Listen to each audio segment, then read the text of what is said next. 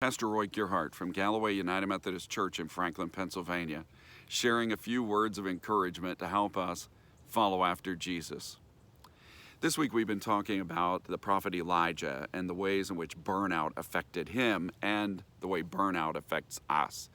And one of the things that stands out about the effects of burnout on Elijah is the feeling of isolation that he expressed.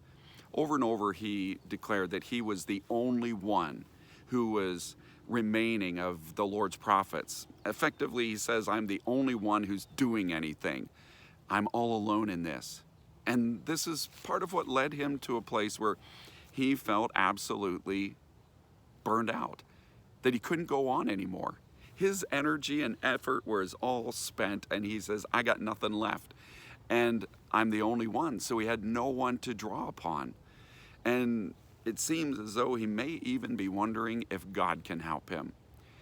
Now, Elijah is not unique in having these kinds of feelings and sentiments. And he's not unique in the fact that his feelings that he expresses here are not accurate. They're not actual reality, but they're how he perceives it.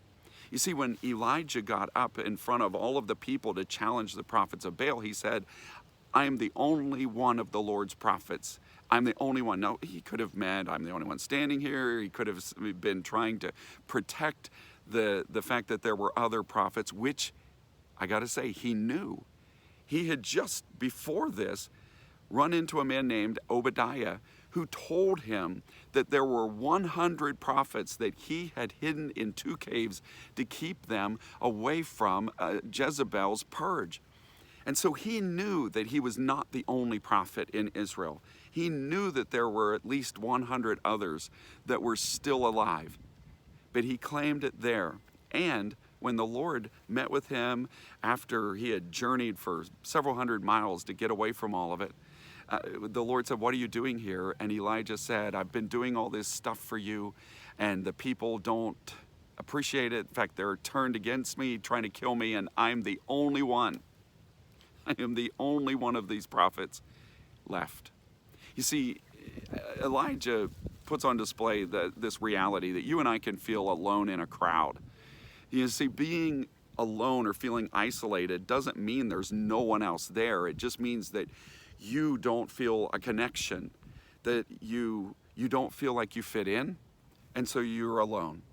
You don't feel like you're accepted or cared about. You're all alone. No one is helping you do what you're doing. You're all alone. And that perception is enough to drive this inner sense of isolation and loneliness, a feeling that can really wear us down, leave us in a place where once our energy is spent, we give up because we have nowhere else to turn. And that's where Elijah seems to be, declaring that repeatedly, his loneness in this fight. Many leaders fall prey to this. The challenge of leadership is that often leaders have to make stands. They have to stand out and stand apart. And the feelings of isolation and loneliness can be overwhelming.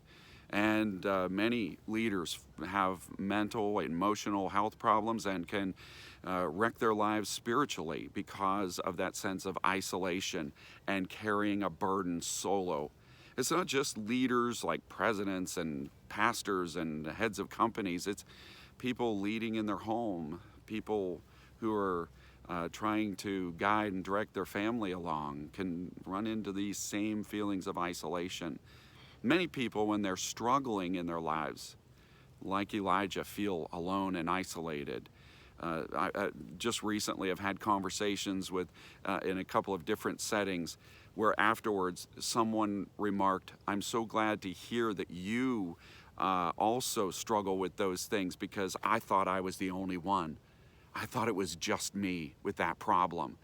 And that feeling of isolation, you see, is right there alongside of all kinds of people around us whom we could share that with, but we're unaware. We don't know it. We haven't been able to open up our lives to each other. We haven't seen the demonstration of caring and compassion.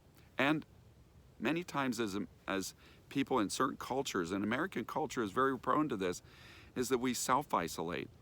Whenever we feel overwhelmed, we kind of cocoon. When we feel guilty about something, we'll pull away from everyone and hide in shame.